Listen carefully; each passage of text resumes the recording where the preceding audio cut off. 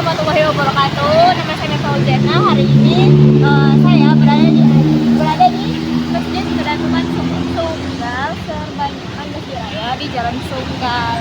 Untuk penjelasan lebih lanjutnya kita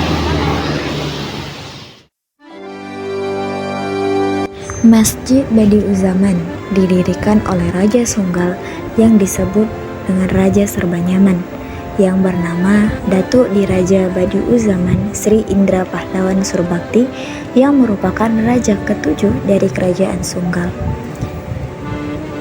Masjid ini didirikan pada masa peperangan Sunggal atau biasanya disebut dengan Batak Orlok karena medan pertempurannya kebanyakan berada di wilayah pegunungan yang didiami oleh suku Batak Karo. Datuk Badiuzaman ini dikenal sebagai sosok yang keras menentang Belanda. Pembangunan masjid ini ternyata sempat ditentang oleh kolonial Belanda, sehingga material semen sengaja tidak diizinkan untuk membangun masjid ini. Dikisahkan peperangan terjadi antara tahun 1872 atau yang lebih tepatnya tanggal 15 Januari 1872 sampai dengan 1895. Pada masa itu Belanda melarang masuknya semen ke kawasan teritorial Sunggal hingga bangunan dengan menggunakan semen terkendala.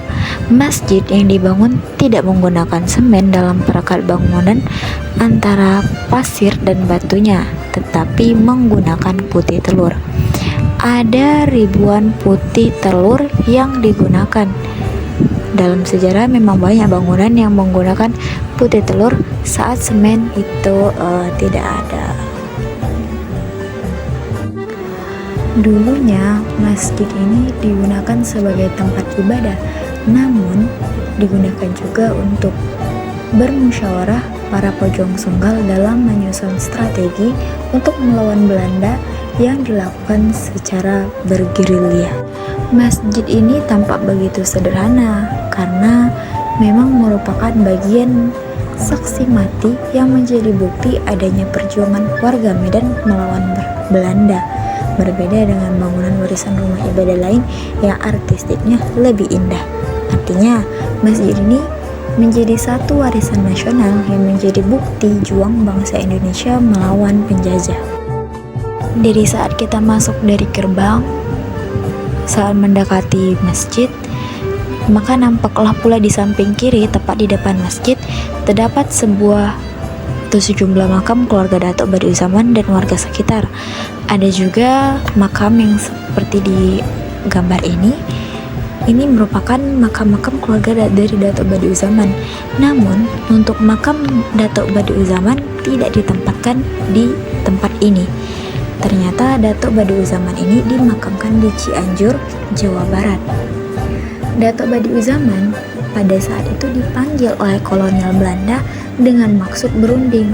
Namun setelah Datuk tiba di Cianjur, dirinya dipaksa oleh Belanda untuk meminta maaf agar tidak melawan Belanda atau kolonial Belanda.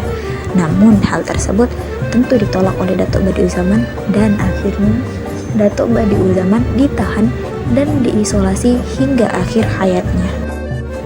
Di makam ini terdapat sebuah prasasti yang bertuliskan pemimpin pejuang-pejuang perang Tanduk Benua atau perang Sunggal menentang kolonial Belanda mulai 15 Mei 1672 sampai dengan 20 Januari 1895.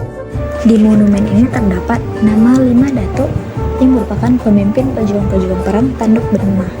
Nah, yang pertama itu ada Datuk Abdul Jalil yang memiliki gelar Datuk Bendahara bin Datuk Ahar Laut.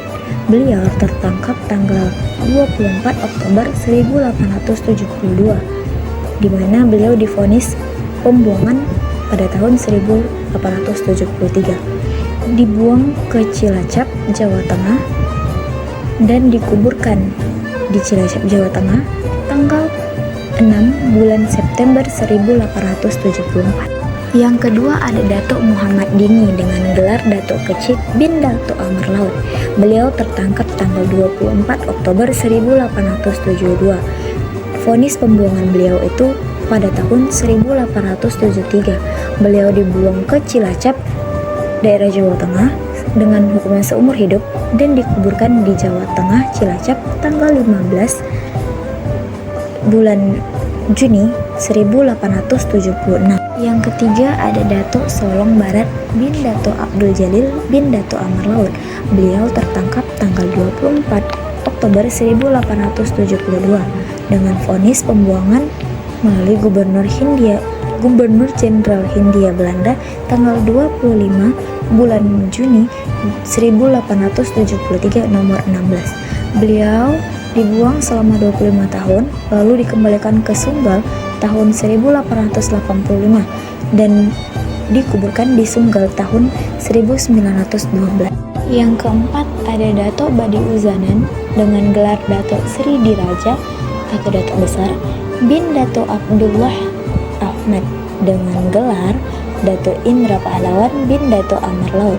Beliau tertangkap pada tahun 1884 dan dibuang pada tahun 1895 oleh utusan Gubernur Jenderal Hindia Belanda dengan hukuman seumur hidup dan dikuburkan di Cianjur, Jawa Barat. Yang kelima ada Datuk Muhammad Bahar dengan gelar Datuk Alang bin Datuk Abdullah Ahmad dengan gelar Datuk Indra Pahlawan bin Datuk Amar Laut. Beliau tertangkap pada tahun 1894 dan dibuang tanggal 20 Januari 1935 dengan utusan Gubernur Jenderal Hindia Belanda dan hukuman seumur hidup dan dimakamkan di Jawa Tengah. Di bawah kelima nama datuk-datuk ini tertulis juga sebuah tulisan yang bertuliskan dibuat oleh Panitia Pemugaran Pusaka Datuk Solo Barat tanggal 25 Oktober 1906.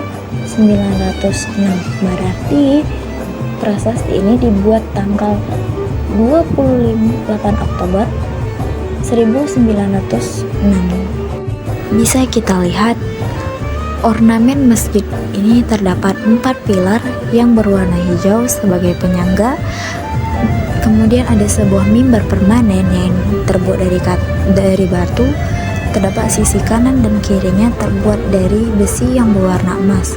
Kemudian ada 6 buah jendela yang didominasi berwarna hijau dan kuning yang identik dengan warna suku Karo dan Melayu.